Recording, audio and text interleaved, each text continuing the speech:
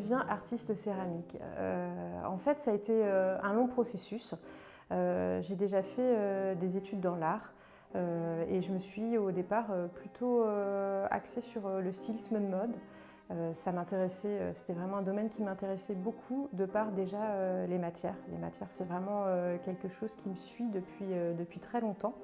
Et en parallèle de mon travail, en fait, je faisais déjà d'autres activités et notamment de la céramique. Donc ça a été on va dire, un enchaînement de rencontres céramiques dans des cours, des ateliers du soir de la ville de Paris, et puis après des stages. Et puis au fur et à mesure des années, en fait, ça a pris de plus en plus de place. J'étais intriguée, fascinée par cette matière. Et puis par en fait, toutes les possibilités qui s'ouvraient sur cet univers-là. Donc la source d'inspiration, elle va être un petit peu partout parce que je suis sans cesse sollicitée en fait par que ce soit des images, des expos, des rencontres. La nature aussi, c'est vraiment une source d'inspiration importante pour moi. Et en fait, tout ça va se mélanger, ça va vraiment être comme un melting pot de choses, et puis tout d'un coup, ça va ressortir en fait.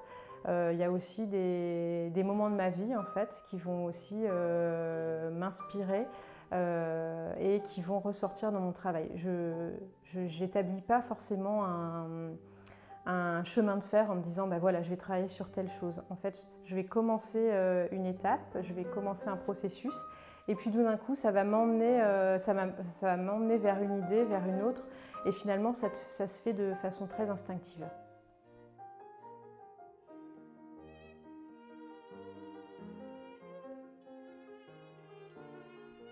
Alors la porcelaine, c'est vraiment une rencontre qui pour moi était un peu magique.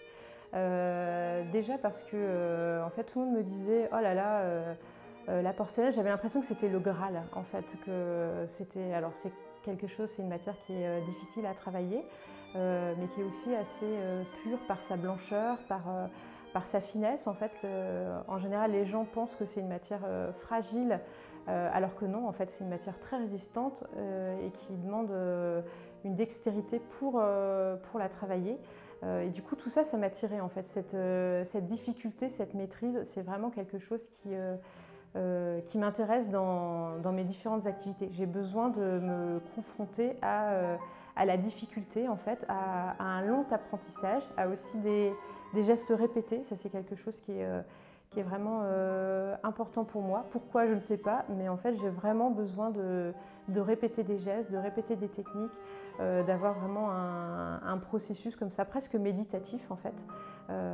Et du coup, la porcelaine est née un peu de toute cette rencontre. J'ai vraiment fait des stages spécifiques pour apprendre à travailler cette matière-là. Donc alors mes différentes étapes de fabrication, donc je vais commencer par modeler la pièce. Alors souvent au colombin, mais aussi par d'autres biais. Ça dépend vraiment de ce que je veux monter comme pièce, j'ai envie de dire, parce que c'est quand même un petit peu de la construction au départ. Donc soit ça va être... récemment j'ai utilisé un peu de grès, mais c'est quand même principalement de la porcelaine. Donc je monte la pièce et puis après je vais avoir toute une étape en général de trempage. Donc où je trempe des éléments, alors souvent des petits morceaux de bois, ça peut être des morceaux de graines aussi, des morceaux de coton. Je vais les tremper dans une préparation de porcelaine avec d'autres éléments. Donc je me fabrique des supports où je peux faire sécher pièce par pièce, que ça prend quand même pas mal de temps. Faut plusieurs trempages pour que la pièce elle soit quand même suffisamment résistante. Et puis après, l'étape finale, donc je viens retremper une dernière fois mon élément et puis je les agglomère les uns aux autres. Donc chaque petit opercule en fait est une pièce au départ à part entière. Quand tout est bien sec, je vais brûler en fait les excédents en fait. Quand c'est des graines, quand c'est des petits morceaux de bois, je vais brûler ça au chalumeau et ensuite, je vais pouvoir comme ça pré-nettoyer la pièce. Et enfin, là, je vais pouvoir faire ma première cuisson. Donc, je vais cuire ma première cuisson à 1100 degrés. Alors, un petit peu plus haut qu'une pièce classique, en fait. Souvent, on cuit plutôt à 990. Moi, je suis un petit peu plus haut pour justement que la matière elle se tienne déjà un petit peu et qu'elle soit un peu moins poreuse pour mes étapes d'émail. Et puis après, je fabrique mon émail. Alors la plupart de mes émaux sont fabriqués par moi-même à partir de matières premières. Donc la silice, du kaolin, enfin différentes matières premières. Et puis enfin, je vais émailler. Alors la partie émaillage, c'est souvent un peu comme une cuisine, voilà, où je vais surtout maintenant verser, en fait. Avant, j'avais tendance à utiliser les cabines d'émaillage avec les pistolets à émail. Mais en fait, je trouvais qu'on perdait quand même beaucoup de matière dans cet aspect-là. Donc, je préfère maintenant vraiment couler ou tremper mes pièces. Et puis, quand cette étape est finalisée, ben, je peux recuire ma pièce une deuxième fois et c'est là où je vois apparaître mes résultats. Donc ça m'arrive aussi de refaire encore de l'émaillage et recuire une autre fois parce que suivant certains émaux, en fait, on a envie de faire apparaître plus de nucléations. Les nucléations, c'est vraiment des petites, comme des petites taches de lumière, on va dire, sur les pièces. Donc suivant le résultat que je veux avoir, ça peut vraiment m'arriver de me dire bon, elle est bien comme ça, mais en fait, elle pourrait peut-être être encore mieux, donc je vais prendre le risque de la pousser jusqu'au bout pour pouvoir avoir le résultat escompté.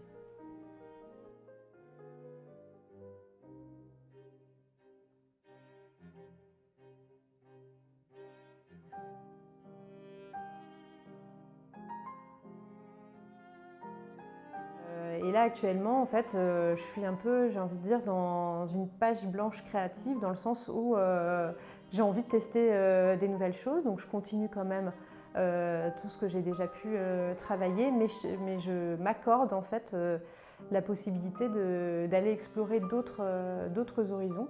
Donc, c'est assez chouette en fait comme période parce que c'est vraiment le moment de tous les possibles et puis de repousser d'autres limites et puis de s'autoriser, de tester d'autres choses. Là, je ne suis pas dans une création en me disant ben voilà, j'ai telle expo, donc il faut que je fasse tel type de pièce pour entrer dans tel sujet, etc. Là, c'est vraiment très très ouvert.